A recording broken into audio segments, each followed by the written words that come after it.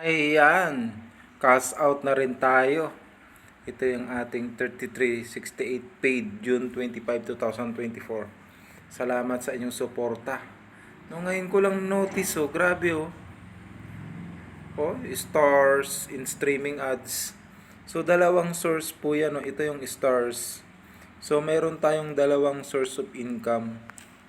I-check natin, ayan, in streaming ads. So, may mga in streaming ads tayo.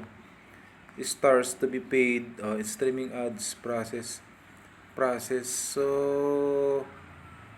stars pa lang ang paid, nakita natin, ayan, oh.